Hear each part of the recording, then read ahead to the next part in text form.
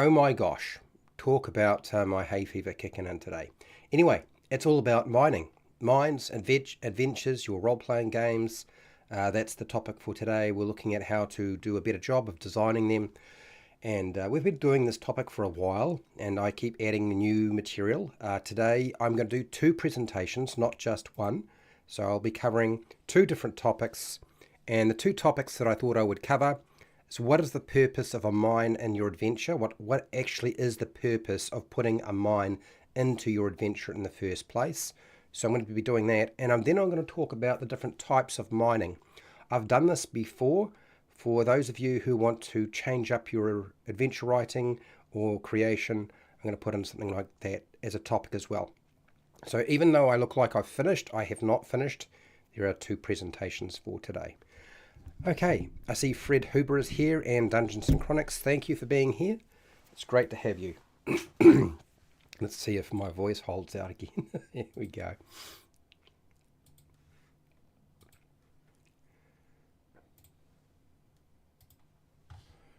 Okay.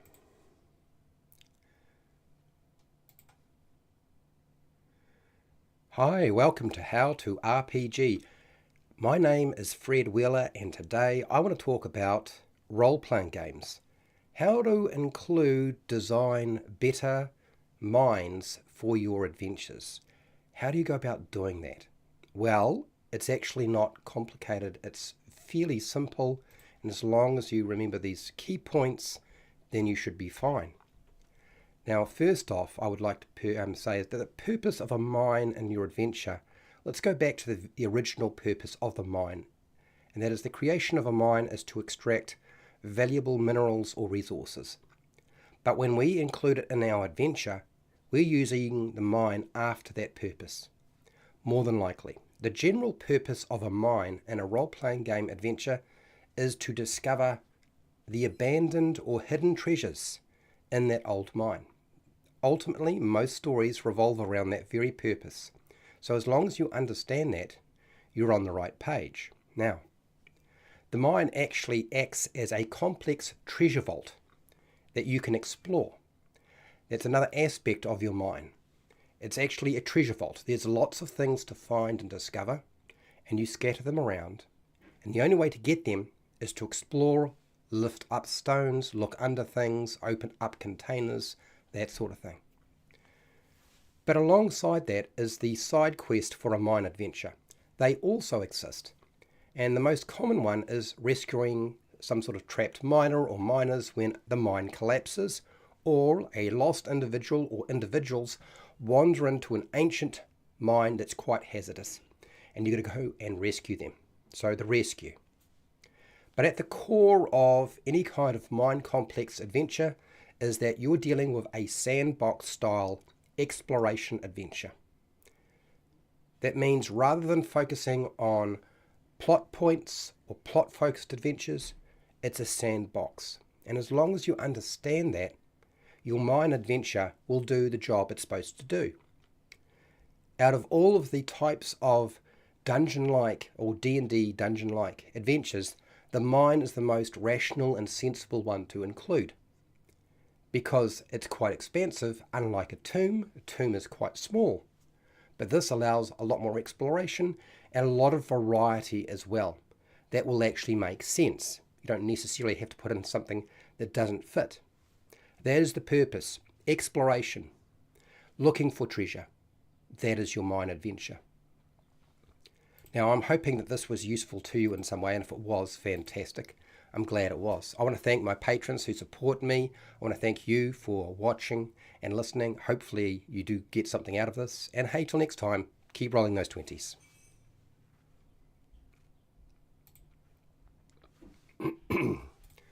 And I'm not finished. I have a second presentation. This is a little bit less formal. I am going to be talking about there are 4 different types of mining that exist in the modern day. If we take things back further, then it looks a little bit different. I will have a quick look at chat, but very quick, and then I'm going to go into the next presentation and talk about some of the pros and cons of those types of mining styles that are being included. I'm going to put up a poll. I haven't put up the poll. I do apologize. I should have included a poll as well. That was my intention to do so anyway. Okay, I see that Fred Huber's talking about hand dug gold mines, often just following a gold vein. Yes, that's very true. Some varying in height and width. Yes, absolutely. I have already said hi to Dungeons and Chronics. You want to design a pollen monster with its main attack being pollen that causes uncontrollable sneezing. I don't know. I don't know if I can handle that. A sneezing cloud. Yeah, thanks. Hello, Derp. Derp is also a patron. Thanks for being here. Infested Mine is one of my favourite mine adventures. Now, we've actually covered a lot of different aspects of mining. So for those of you who are here, if you have things that you would like me to cover, I'm happy to do so. I mean, but we've covered a lot of material. We've talked about mining resources. What sort of resources could you dig out of a mine? We've talked about the different types of equipment that you would use for mining, old and new. We've covered the head frame, the mine head frame, what that is, what it does. We've covered the mine shafts, mine levels, the lifts that you would find in a mine, what they do and how they're used, mine carts and tracks, the mine sump. I've talked about mine production slopes and monster populations in your mine, what would be sensible, where and when. And, the mine is a living space, which isn't very practical at all. You don't usually do that somewhere else. The mine pump stations, mine furnaces, mine hazards. We've even talked about traps and what sort of traps you would put into a mine. There's a lot of stuff we've covered. But I would like to discuss the 4 different types of mining that exist in the world. And the one that you're probably familiar with is just one. It's just one type. You might be familiar with 2 different types or even 3, but there are 4 different types of mining. So the 4 different types of mining that you could potentially use, some are more useful than others. There is surface mining. Now, surface mining is also classified or described as strip mining or open pit mining. It's basically where you dig a big, huge hole. There's no tunnels. There's nothing really to explore. It's kind of a very boring idea if you were to include it in your game, because there's dangers in pit mining or surface mining, but not as many as the other ones. Let's get real. It's not quite as deadly or dangerous as the other types of mining, okay? And it's hard to make it an exploration. So it's usually the one you'll never pick. It's also called mountaintop removal mining. So you take off the top of a mountain and you mine it for whatever's in the top of the mountain. The second type you're probably a bit more familiar with, and that is the underground mining. This is a room or pillar mining. It's called room or pillar mining. It's usually a block caving mine system where you divide up your mine into blocks, and it's you basically creating man-made or manufactured tunnels or cave areas. And then it can also be called long wall mining. Okay, so that's your traditional mine that you kind of probably fairly familiar with, where you go in and it kind of looks like a railway track to start off with, and then you discover that it has various passageways and cavities and rooms and different levels, stuff like that. And then there's placer mining, which I guess the best way to describe this is if you remember watching the old Western movies where there are pan mining with a container or a bowl or a skillet. I guess we would call it a skillet. I call it a wok. It's a pan, and they put it into the river. They scoop up some dirt or material, and then they slowly but surely get rid of the material that is the lightest, and the heaviest stuff, the gold at the bottom, shows up in the bottom of the pan. So gold mining is a good example of this. Early gold mining in North America, I guess, and yeah, plenty of examples of that. And then there's in-situ mining. In-situ mining is one that I'm not very familiar with, and probably most of you have not really come across. So let's break up each one and go from there. So the 4 common types of mining. So surface mining, as I said, it's best suited to extracting minerals that are close to the surface of the ground of Earth. So if you have to chase a mineral or a resource that's going down deep into the ground, surface mining is the wrong method to use. But if it's just on the surface, digging a big hole is probably the best way to get at it. It is more cost effective and probably far more, compared to all the other types of mining, far safer in many respects, although you're still dealing with very heavy equipment. So surface mining. So common materials that would use surface mining are things like coal mines, iron, and burrate. Is that burexit? Iron and coal. Okay, so those are your surface mining. Then you've got your underground mine or subsurface mining, which basically means we're going to be digging a deeper hole. And a little bit, the hole is a little bit different too. So underground mining is suited or best suited to extracting minerals that are located deep under the ground, below sort of just the surface level. Okay. Common minerals extracted using underground mining will be things like gold, lead, and silver. Now, many of these minerals are usually, you can get gold from just surface mining rather than underground mining, but the relative depth of deposits usually means that you're going to be digging basically a shaft. You can also, rather than just digging a straight down shaft following the vein of ore, you might decide to create a bell shape. And then I've talked about the bell shaped. It's shaped like a bell, but it's underground. So you wind up with more material cut down or more material cut away at lower depths rather than at the top, because you want to have as much material at the top as possible so the whole mine doesn't collapse in on itself. So the relative depth and the deposit of the stuff that you're after, the economic value of that mineral needs to be quite high. There's no point digging a big deep hole unless you can get a high yield, which is why they use it for gold, lead, and silver. Okay, an underground mine could be as shallow as, say, 300 meters, or it could be as deep as 3 kilometers. So that's quite deep. So an example of this is, no, I'm not going to worry about it. So those are the key aspects of underground mining. Okay, subsurface mining rather than surface mining. Next one, the one that you've probably seen more than anything else in old westerns, is placer mining. Placer mining is a method where you separate the valuable material from sediment by sifting. So you use a sifting device, you use a pan.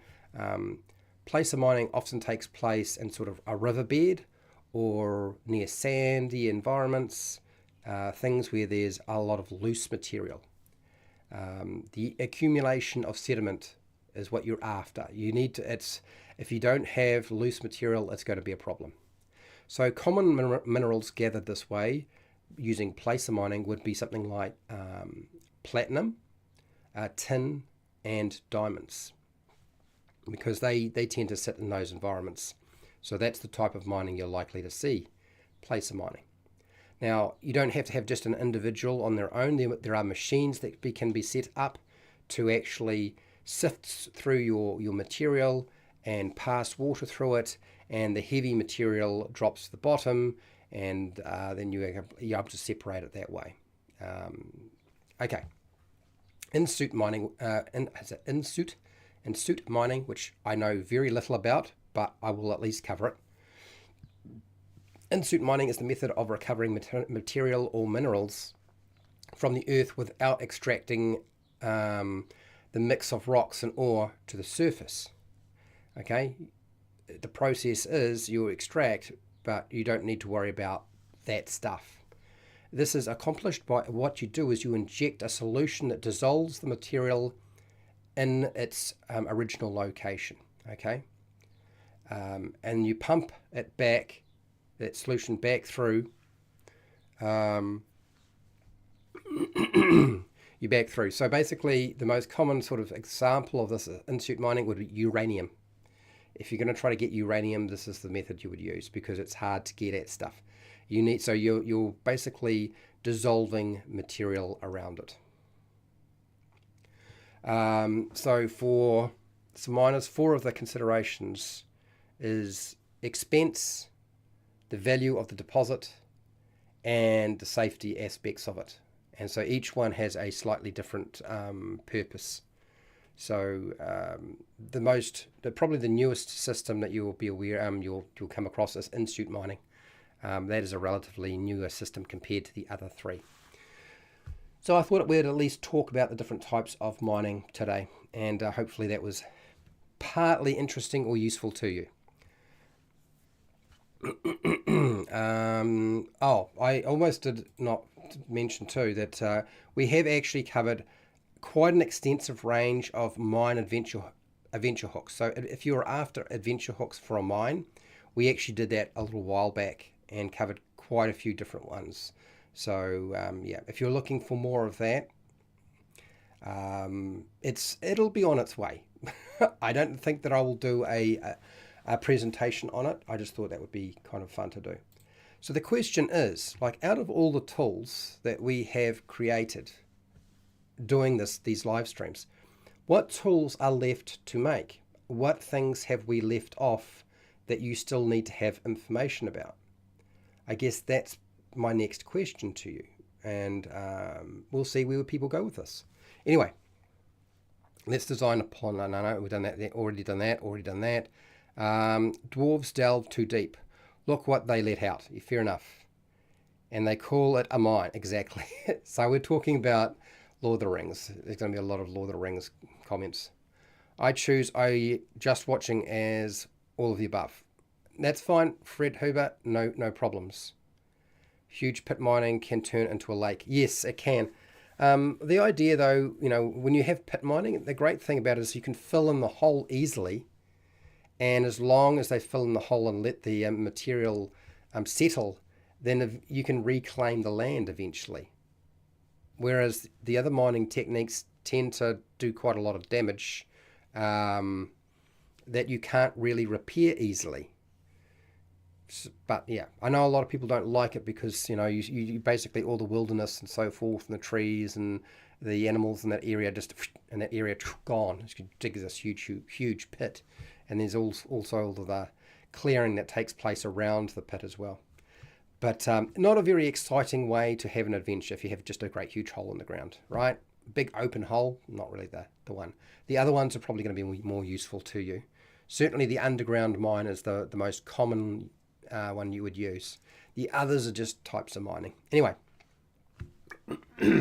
I thought I would talk about some of the adventures that have used mines. Like, some of the most common ones have the word mine in it, but I thought we would at least talk about some of the adventures that pre-exist and how they're structured, and what they look like, and how you could probably use them as templates to do your own thing. So, what's this? Salt. Yes, maybe I should do the salt water treatment, clear out everything. I'm a bit mucusy today, I know. Anyway, so with regard to adventures, one of the most obvious ones just recently, well, at least in the last 10 years, has been the release of The Lost Mine of Phandelver, which I have done many videos on, as you know, and so I don't feel like we need to go over that material, but it's certainly out there. One of the first things you'll notice about The Lost Mine of Phandelver is it's a sandbox. There's lots of different pathways you can take. It's a large area. It doesn't necessarily make sense in terms of a mine that you would create nowadays in the real world, but conceptually, it's still it's got a couple of different levels, but aren't really levels. They all meld into the same thing. But it gives you the idea, right? Okay, that mine is about exploring. You can approach it different ways. There's another one, and I don't know that people would say it's a mine, but I would say it is a mine, and that is the Halls of Undermountain. Now, whether you're using the original Halls of Undermountain, or you're using the 4E Halls of Undermountain, or you're using Dungeon of a Mad Mage, made for D&D 5E, which is basically just many levels of Undermountain, frankly.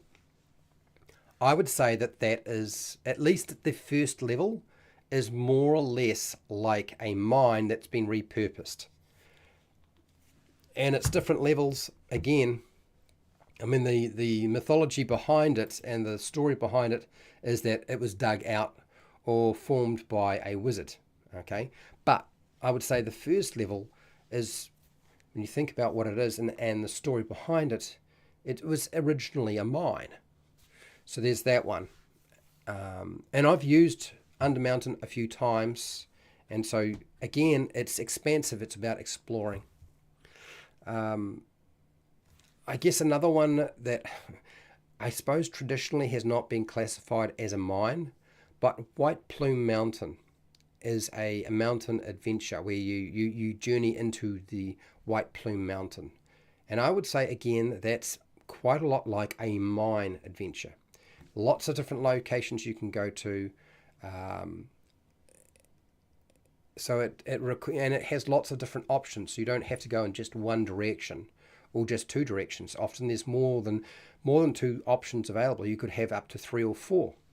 So it's all about you exploring, and you're looking for treasure.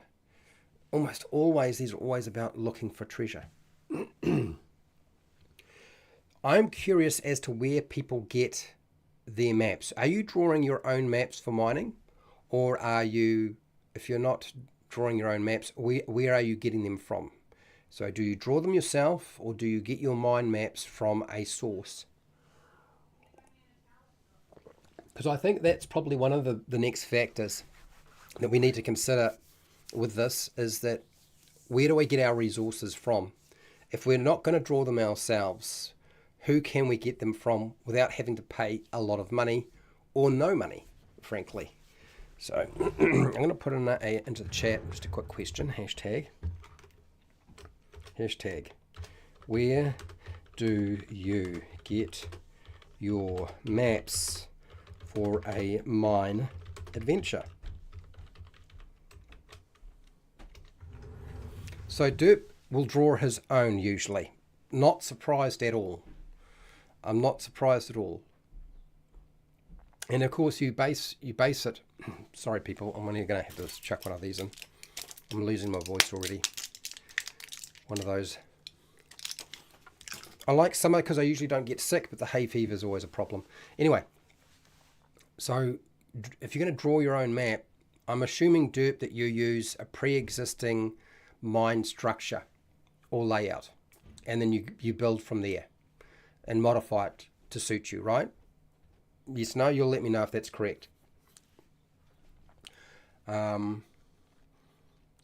wanted to share this page here for those of you who are wondering about where I got the information on mining, because I found this page. It was nice and trim. It was not extensive, which is always good sometimes. And I wanted to sort of at least share this with you. So this is the page on the 4 types of mining. Okay, types of mining methods, gives you a picture, gives you a sort of layout of what they are, gives you a couple of descriptions, and then it explains in just a paragraph what it is and what sort of mining it does. So if you're wondering where that information came from, that's where it came from. Okay, from this website, and I think maybe I will copy it and drop it into the chat. Did I just mess things up there? No. Okay. All right. No, I didn't mess things up. I think let's just do that again. Copy, and I drop it into chat. Okay. All right. Let's do that. So Paste this. Okay, I have drawn my own, used old adventure module maps, or was it Google search for free maps? Yep. So you use real maps from mines as well in cave systems. Cool, cool. So I think what I will do is I'm going to share some of the links that I've been collecting here. Where are they? Ah, here we go. This is a link that refers to the types of tools and equipment that is used. This is more modern stuff rather than the older stuff, but it still has that there as well. So let's just drop that in there and go here.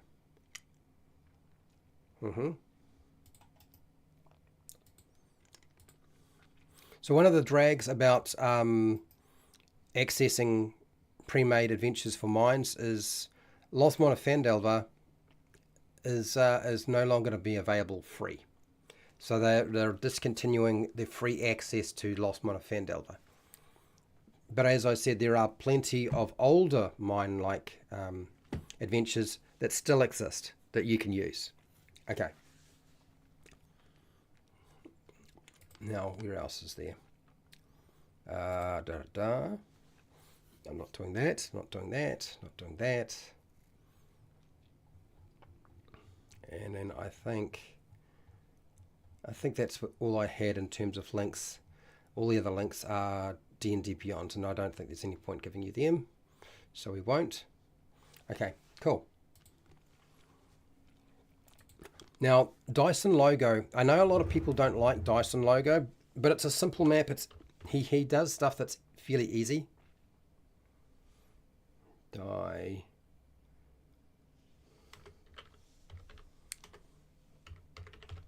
Okay, what we got here?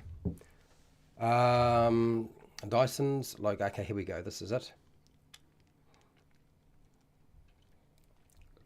He has a very large library of maps. And I believe that is their blog. Maps. This is it here. The map archive. I'm going to chuck this in here because you can search out and find various things that would relate to what you're after, depending on your adventure. And he has at least broken them up into categories. That's always useful. So I'm going to give you a link to this. Copy as well.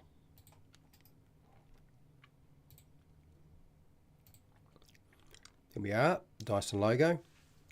What do you got here, Fred? Almost all old TSR AD&D modules are available for free download. Yes, that's very true. You can pretty much get everything for free if it's Advanced Dungeons and Dragons. Wizards of the Coast doesn't really make money off them anymore. So, yeah. Dungeons and Chronics, what do you got here? A mine is a terrible thing to waste. A mine is a terrible thing to waste. Aha. Yes. I get the joke.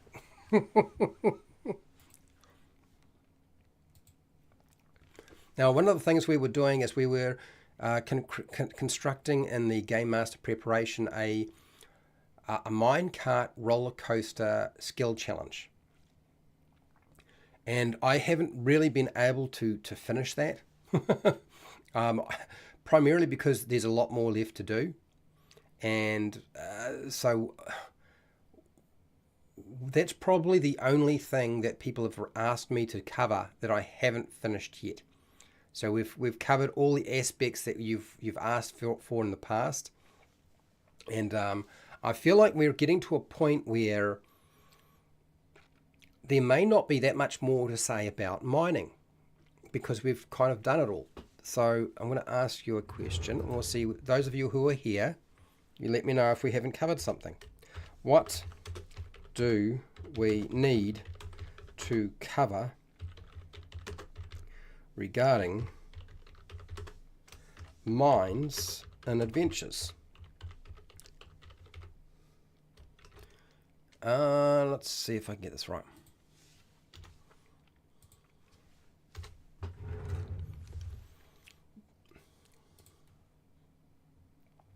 Because we have, I think it's like 34 different adventure hooks for a mine.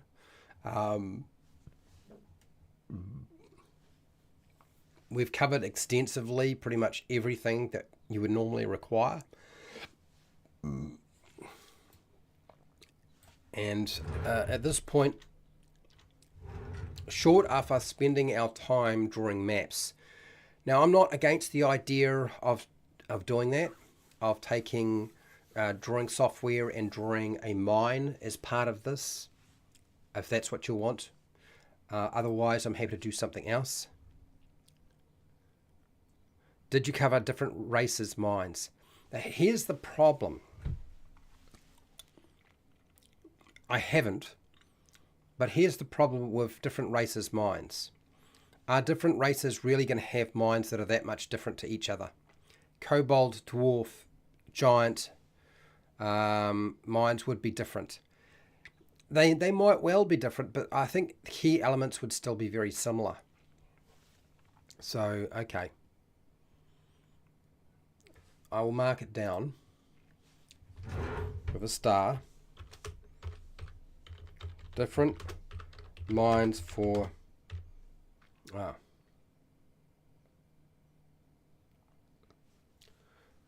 So I think it's more... What types of mines do the different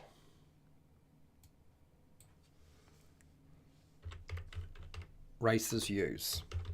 And you have provided me with kobold, dwarf, and giant as some suggestions. Okay, I've made a note of it, Dirk.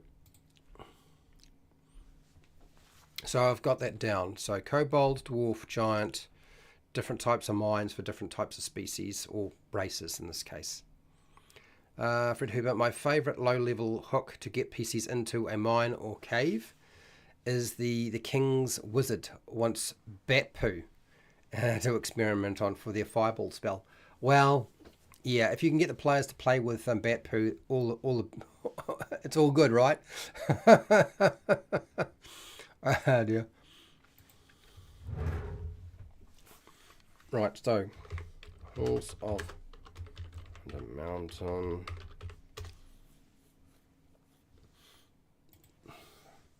Oh, there we are.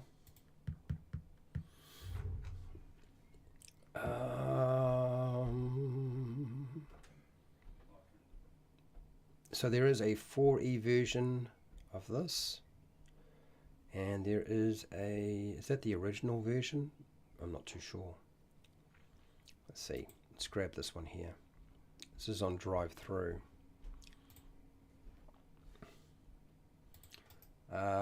So this is the Halls of Undermountain. This is for 4E. This is the book that I just showed you. This is not a link that I'll make money off, by the way, people.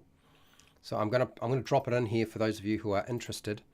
I'm also going to drop in a couple of other ones, not just this one, because this one costs you money, and I don't know. Do I like this? Okay, I think this will be all right. I've used it a couple of times, but I'm always a bit iffy about it. This is Scribe, and this is. Yeah, okay. The scan looks all right. The scan looks all right. So this would probably be a free version. Just like that.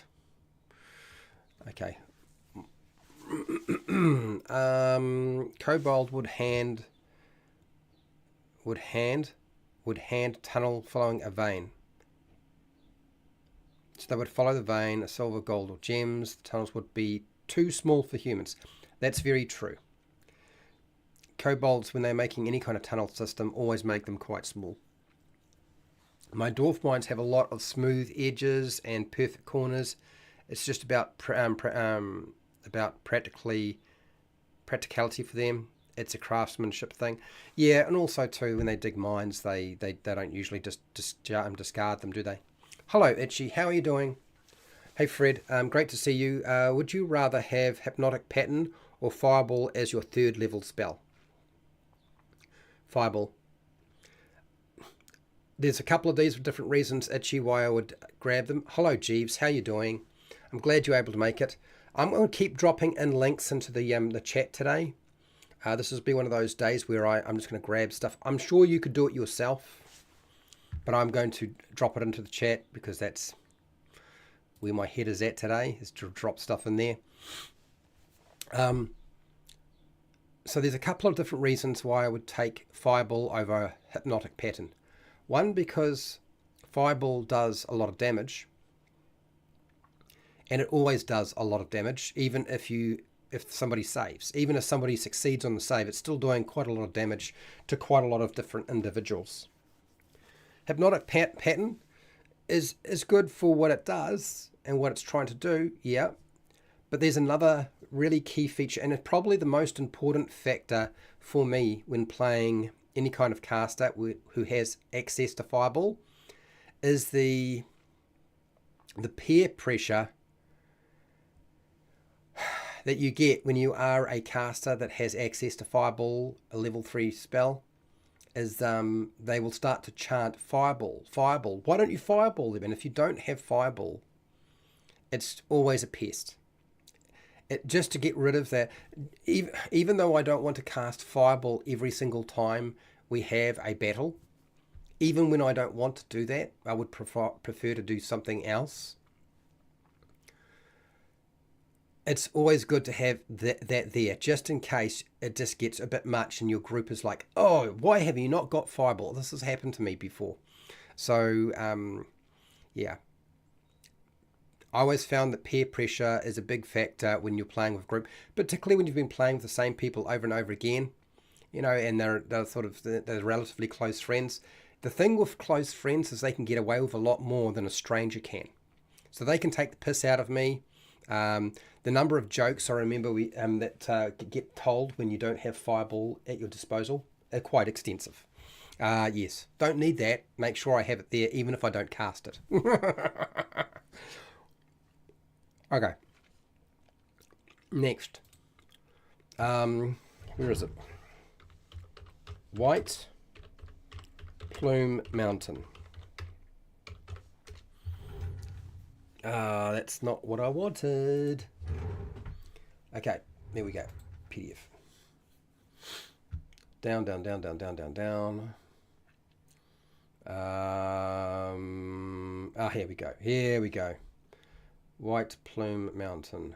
This is on Drive Through RPG, so it's again, it would cost you 99 cents to buy the 3.5 version of White Plume Mountain. Copy. No, I'm not monetizing it today. I'm not monetizing anything today. I'm just chucking in links. Yeah, I didn't memorize it today. Yeah, I suppose you could do that. And let's get you another link. Can I find a free one? Free. Oh, here we go. That might be more what I want. Yeah, let's do that one.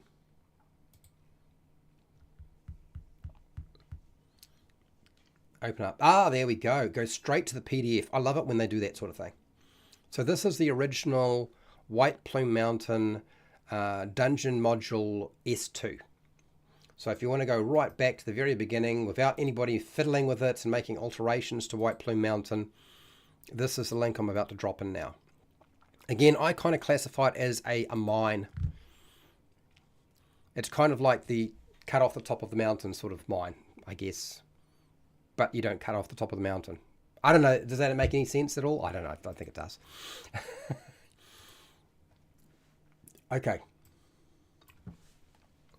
Next.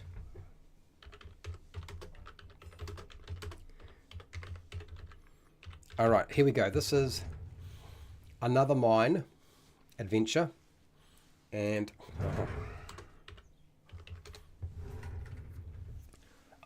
you're going to have to pardon me, but I will not be giving you the link to D&D Beyond. Okay. So if you're thinking that that was going to happen, it's just not. Not my thing to do. So let's see if I can grab you one. Oh, I'm not really fond of this website. Let's just leave that alone. This might be all right.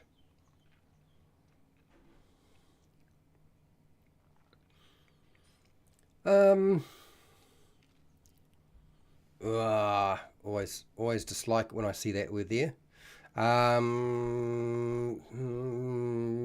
Let's try another one.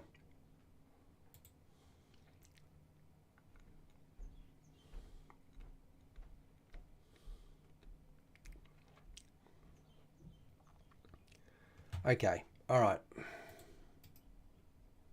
Copy. Let's drop this one on here. So this is the Lost Mine of Phandelver. Since Wizards of the Coast doesn't offer the Lost Mine of Phandelver for free anymore, probably shouldn't be doing this, but I'm dropping a link in for it. Anyway, if they wanted to get rid of it, they could. Next, where's another one? One more. I think this is that one. No, I'm not going to use that. It's not doing a very good job of pulling it up fast enough as far as I'm concerned. Let's try this. Again, not hugely convinced by that one either. Let's try you one more time. Oh, I hate using that website. I really hate it. Oh, that's not too bad, that one. Okay, yes, we can do this. Yep, I can live with this one. Okay, so one more link, copy. All hope of redemption. Well, you can go there if you want, but I'm not providing you a link to our D&D Beyond today. Okay, all right. Now, there's another adventure that they put out some time back that involves a mine, which I find quite hilarious. Now,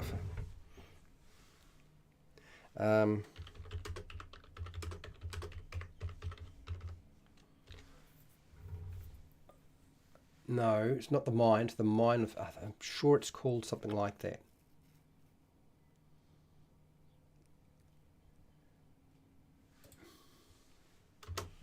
PDF. Mines of Madness. There's the one I think we needed. Is it 5th edition? I don't know that it is. I don't really feel like the Mines of Madness is actually 5th edition. Yeah, that's the adventure I was looking for. Okay, all right. So now I just have to get a... there we go. Mines of Madness. All right. This is really designed to kill you. Okay, it's this particular adventure. It includes a mine. You go exploring it, and it's just got some. It's kind of like the Mines of Madness is kind of like a combination of the Tomb of Horrors, a lot of the old sort of theme park dungeons that D&D put out. It is really a piss take on Dungeons and Dragons adventures and mine adventures. Like there's plenty of things that will do some absolutely crazy things.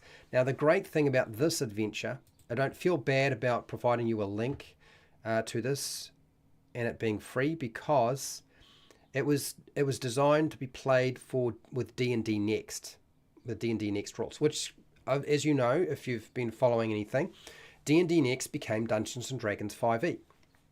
And D&D Next, but also Dungeons and Dragons 5e, is very easily transportable over to any version of Dungeons and Dragons without too much work. You swap out your monsters. That's not that hard to do. Your DCs may be a little bit low, but you can adjust that.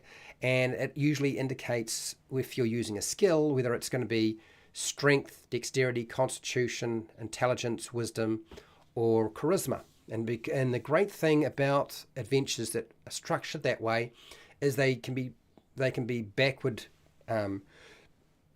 compatible. I mean, a lot of 5e adventures are backward compatible. They may not be structured in such a way to make your fights challenging, but in terms of the basic dice mechanics of making an ability check or a skill check, whatever you want to call it, or the concept of making attack rolls, saving throws is obviously going to be a little bit different, but there's enough there that you can still use the structure that they've given you. And they give you maps too. There's a map included in this. I've run this adventure.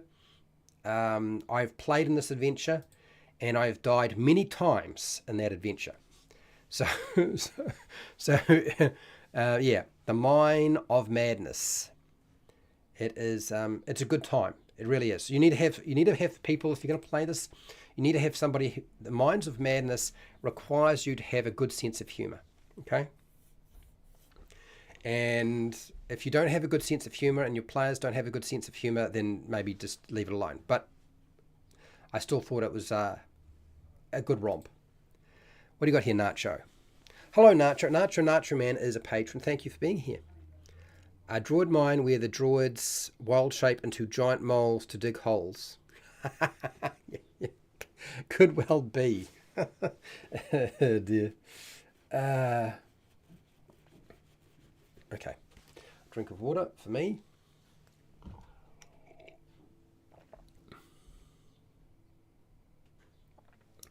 All hope of redemption. Now, let's see this.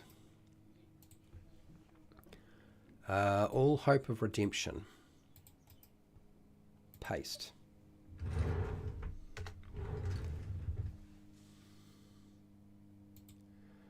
Okay, so all hope of redemption.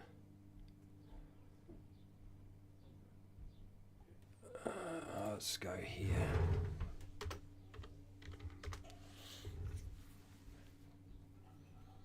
That ain't gonna work. All right, so fine. I'll try that again.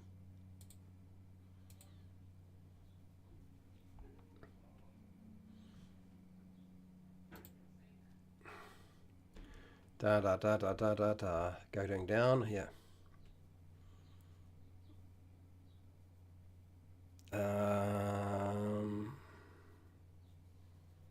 Nope.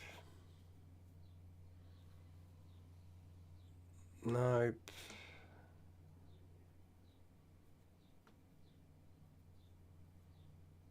Nope. Nope. No, I can't find it. I can't find it. Which is fine. I'm all good with that. We don't have to pull that up. Was a joke, not a link or a thing to look for. It was a joke. Well, you got me. Well done. Caught me out just like that.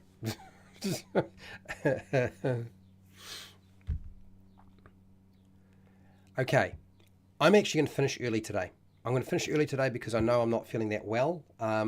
I will tell you what's happening for the rest of the week. So for those of you who are here who want to know what the programming is for the rest of the week, let's do that, shall we? Let's have a look at what we've got here, and we'll go through that right now. So what I thought would be a good idea is to revisit some of the things I've done before. So you'll notice some of the stuff that I have planned for the coming week are things that I've actually covered before, and if I'm covering something again and I'm doing a live stream, I will always be trying to do something more with it and add to it rather than just do exactly the same thing I did before. So even though it might look very similar, and is, I'm always going to be trying to do something more with it. So tomorrow is Game Master preparation, and we'll be covering adventure building. So we usually build an adventure. I talk about how to build adventures to make it fairly simple and easy for you to do so you can do your own sort of thing. And I'm probably looking at adventure building will be around robots versus monsters, or giant robots versus kaiju, or you know what I mean. I like fantasy, but I also like my science fiction, so I thought it would be nice to cover something around that for those of you who are interested. So that's tomorrow. We're going to try to make a kaiju giant robot adventure. I thought that would be a fun thing to do. So that's what's happening tomorrow. And we'll talk about adventure creation. After that, the next day will be the Div, which is monster lore for a D&D 5e monster from Esper's Emporium of Esoterica.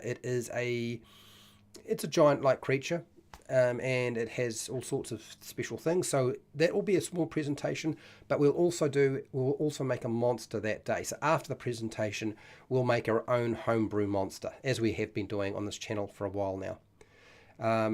Then the next day, we'll be doing the elf character creation for Dungeons & Dragons BECME, or Basic Dungeons & Dragons. For those of you who are familiar with the red box, we'll be looking at the elf. So we'll build an elf character. You'll be doing all the work. We've got this to do, the elf and then the halfling, but the elf will be this week. And then the day after that, I'll be looking at complex combat mechanics for basic BECME Dungeons & Dragons. Now, when I say the word complex combat mechanics, really, there's not that much that's complex about BECME Basic Dungeons & Dragons. There really isn't. So it's really just all the bits and pieces you might be curious about. That video, or live stream should I say, is going to be more about what has been left out and doesn't exist anymore, rather than what does exist, because that's ultimately where we go. And a lot of these systems are, some of the systems, not all the systems, but some of the systems are slightly different. Okay, so we're gonna be doing that. I want to keep going with BECME or Basic D&D for as long as I possibly can, but I suspect I'm going to run out of material in about 2 weeks, and then we'll have to leave it and we'll go and do something else. And I noticed quite a few people are looking for HeroQuest on my channel, so we might go back and revisit HeroQuest as part of the basic rules live stream that I do on my channel before I do something else, and I have something else in mind, don't you worry. Shadow Dark's on my radar for that, and so is Merkborky, and so is Pathfinder 2nd Edition. If I can just get this if I can build up enough guts to do it, frankly, that's what I want to say. Now, the end of the week, on Friday, which means Thursday in North America, I'm going to go over everyone's guide to strongholds in Dungeons & Dragons 5e. Now, for those of you who have been watching my channel a long time, you'll be aware that I already did a live stream on the topic of everybody's guide to castles and fortresses for Dungeons & Dragons 5e. So this is a carry-on. Now, one of the reasons why I've done this is because somebody put into the comments, and much to my surprise, a few people had gone back and rewatched that particular live stream. I never made an edited version of that. And to go and try to cut the original live stream into a video would just be awful. The sound would be all right. The video would be garbage, because now I'm live streaming and recording in 4K. I don't want to go back to the choppiness that we had in the past. So what I've decided to do is to revisit the castles and fortresses 5e everyone's guide and redo it again. So it will be a live stream. It will be slightly different because I have some different thoughts about how that should look, and I will record it and it will get released as an edited version as well in the future at some point. I don't know when that will be. So please don't ask me. I can't give you the answer to that. Also, on top of that, for those of you who are into BECME or Basic Dungeons & Dragons, as part of the Game Master Roundtable, I'll be playing the Halloween version of our basic BECME game that Wally DM is running on his channel on the Friday. That's North America, that's Thursday. I will give you a link to that in the community tab. I will put it up in my live stream on the Friday or Thursday for you in North America, Friday in New Zealand. And so the idea is that you can come and hang out with me, Wally DM, AJ Pickett, Jake from Wisdom Check, and Mark from Dungeon Class. And we will continue to play through the adventure that Wally has presented to us in Basic or Back Me Dungeons and Dragons on his channel. So that's what the week looks like for those of you who are interested. Now, Jasper AK, hello Jasper. Jasper AK is also a patron, and he has been sharing with me his build for a barbarian for Back Me Basic D&D.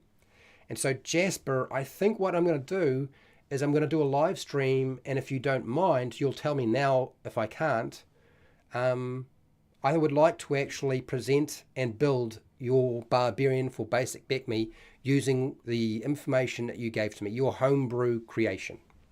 I thought that would be quite fun to do. I thought that would be a nice sort of way to move things along.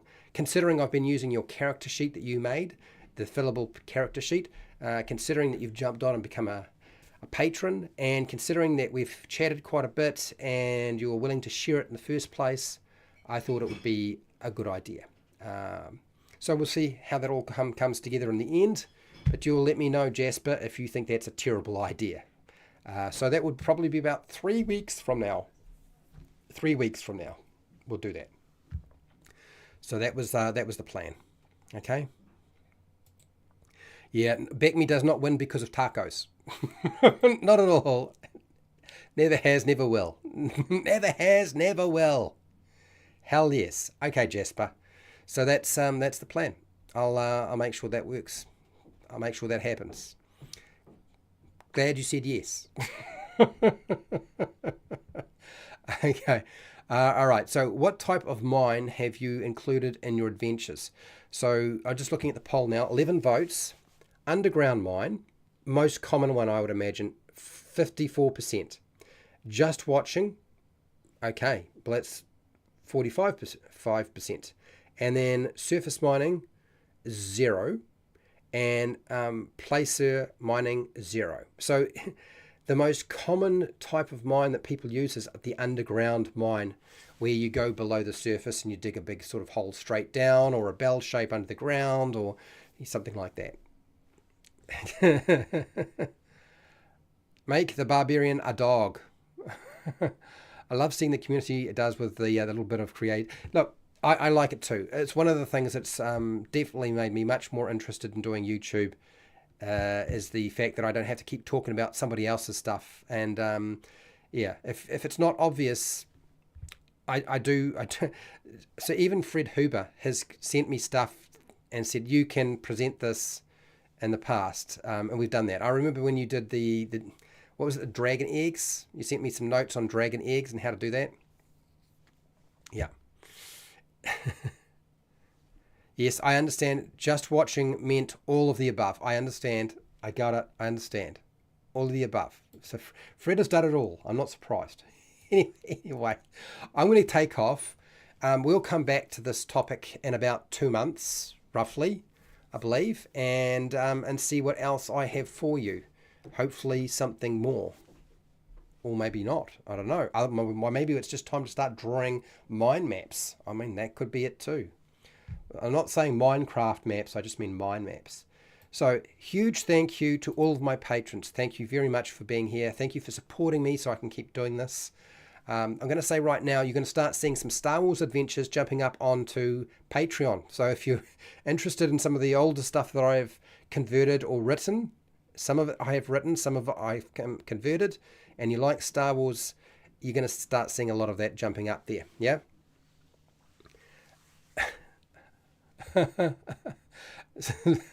I can see that.